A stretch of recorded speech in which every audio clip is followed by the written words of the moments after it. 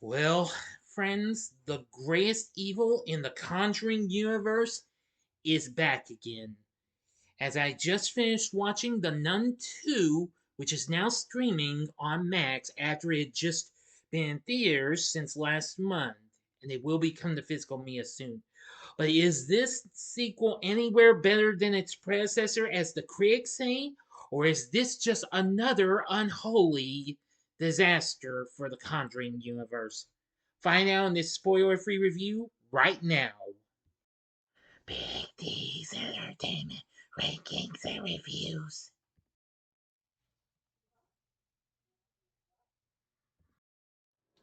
So, greetings, my fellow YouTubers, and welcome to Big D's Entertainment Rankings and Reviews. My name is Joel, better known to as the Big D, and this time around I bring to you a spoiler-free review of the 2023 gothic supernatural horror flick The Nun 2, released by Warner Bros. For New Line Cinema, directed by Michael Chaves, who recently helmed the previous installment of the Conjuring Universe, which of course was The Conjuring, The Devil Made Me Do It. This is the eighth installment of the series, and a sequel to the 2018 film The Nun. The screenplay was written by Ian Goldberg, Richard Nang, and Akila Cooper, from a story by Cooper. Starring Taissa Farmiga, Jonas Bloquet, and Bonnie Aarons as the titular character, returning from the first film, with Storm Reid and Anna Popplewell joining the cast.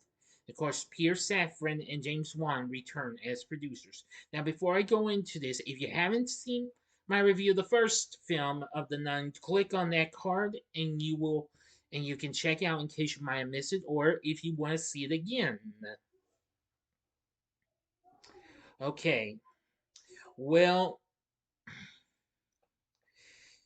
I will tell you that even before the first film came out, James Wan discussed the possibility of a sequel, and by the following year after the film was released, Safran revealed that the film was in early development.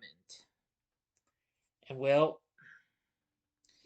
and soon they and soon afterwards they got their writers and director. So let's get into what story I will give to you. In 1956, Father and young Jacques performed their daily chores in their church in Tarascon, sorry if I mispronounced this, France. While investigating the disturbance, Noré is raised into the air, set on fire, and burned to death before a terrified Jacques, who then flees. Yeah, just 5 minutes into this, and it already gets to be, ooh, yeah. 4 years following the events at St. Cartha's Monastery, Sister Irene now serves in a convent in Italy. Maurice works at a boarding school in France, where he has befriended a young Irish student named Sophie and her teacher and mother, Kate. Irene has a vision of Maurice asking her to save him. She is dispatched by the Cardinal to investigate a series of deaths across Europe, attributed to the demon Valak. Due to her previous experience with the demon, she travels to Tarascon with Sister Deborah, a young novice who expresses her difficulty in accepting miracles such as the real presence of Christ in the Eucharist. I mean, uh, sorry if I mispronounced this. Eucharist. Excuse me. But I apologize again if I mispronounced this. Forgive me. Meanwhile, a delivery girl witnesses Valak talking to a possessed Maurice before Valak kills her. And and in Tarascon, Irene is haunted by Valak and has a strange vision. Sister Deborah tells her that she received Nore's rosary from Jacques. At school, Sophie is bullied by classmates and locked in the consecrated, sealed off chapel. The bully points out the goat on the stained glass window, claiming the devil appears when the sun shines through and turns the goat's eyes red. One night, the headmistress encounters a sleepwalking Maurice and is killed by Valak in the guise of her deceased son. And so Irene and Deborah travel to Palais de Pape, sorry for another mispronunciation, and Well librarian, and explains that Valak was an angel rejected by God, and the emblem on Nore's rosary is the family crest of Saint Lucy, who was martyred by a pagan.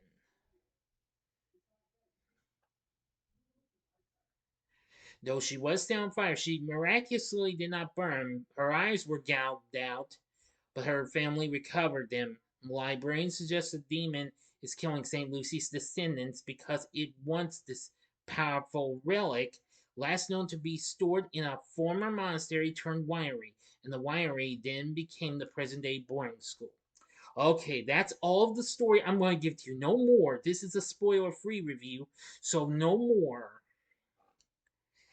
Now, for my thoughts on the film, I will say I do agree with critics that this was a bigger step up from the previous film.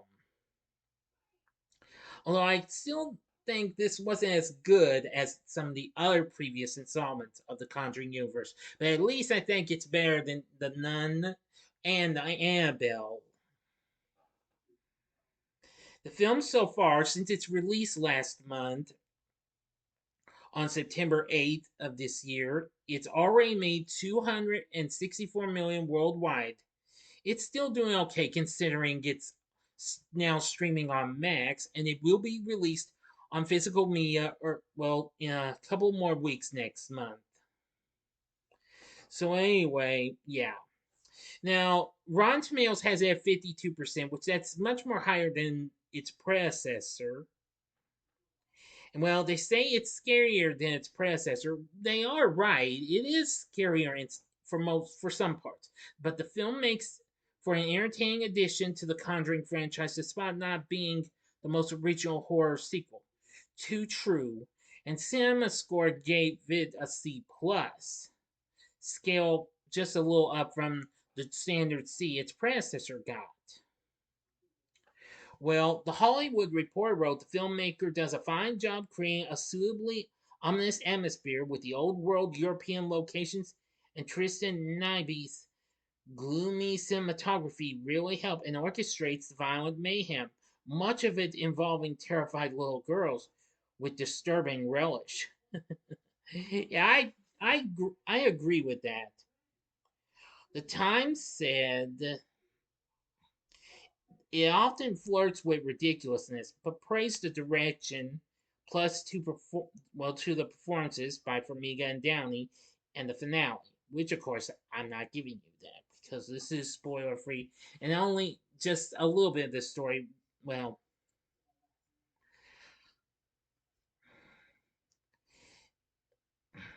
well, I think you understand what I'm saying. Well, CNN says it's a slick, if familiar, addition to the very fertile Conjuring universe that, by deftly expanding on the 2018 hit, appears destined to become another cinematic habit. Variety said, in some respects, an improvement on its predecessor, in others not. This is finally one more good enough, if unmemorable, entry, sure to extend the series' life in lucrative fashion. Plugged In stated that the film is one of the purest cinematic visions of palpable image over substance that I've seen in some time.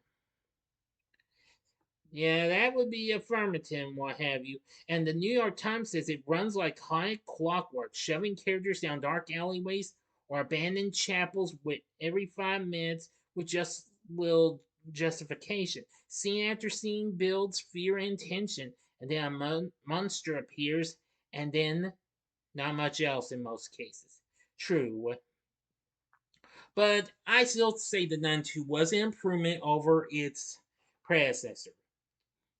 The score by Marco Beltrami was pretty good. Of course, I like some of the work he's done for some various films, even horror films. Anyway, as for our cast, we have Taissa Farmiga back as Sister Irene Palmer, who, of course, that's the sister to Vera Farmiga, who, of course, played Lorraine Warren in the Conjuring movies. Which reminds me, she, along with Patrick Wilson, who plays Ed Warren in the Conjuring films, do have a little bit of a mid-credit scene using archived footage from the previous Conjuring film. So anyway, Yes, Miss Farmiga does an exceptionally good job as Sister Irene. Just as much, a lot more, much he did in the first film. Jonas Bloquet returns as Maurice, and let me tell you, he is, yeah, pretty good. Storm Reid plays Sister Deborah, and I gotta give her credit. She did good. And Popplewell, who I thought she looked that plays Kate, and when I saw the character Kate, I thought she looked familiar. Of course, Anna Popplewell, well, best known for playing Susan in the Chronicles of Narnia series. Well, let me tell you, even though she's grown, she has not aged a bit since last time I saw her, but still, she's good. Bonnie Aarons once again plays the demon nun, Valak. Let's see, and Kaylin Rose Downey plays Sophie. I must say, very good. And Suzanne Burrish plays Madame Laurent. So I'd say that was pretty good too. So the cast isn't too bad. It was pretty good.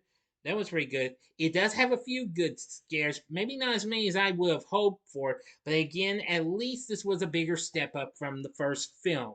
So overall, The Nun 2, well, I'm going to say it's 50-50 for me, and I would recommend you give this film a one-time watch. So overall, The Nun 2, it's a fine sequel. Maybe not the best, but it's fine and all. For my score, I'm going to give The Nun 2 3 stars. On a scale of 1 to 10, I give it a 6.5. So what did you think of The Nun 2? Let me know in the comments section below. If you liked the video, click the like button, subscribe, and be a part of the Big D Nation. And I'm not sure if we got anything, if I'm going to do anything next, but tomorrow night, get ready for my Halloween live stream where I'm just deciding to just go with what I second had for second plans and what have you. And it'll be a live stream of Halloween 3 Season of the Witch. I bet you'll be waiting for that. Details to follow when it's gonna come up, okay?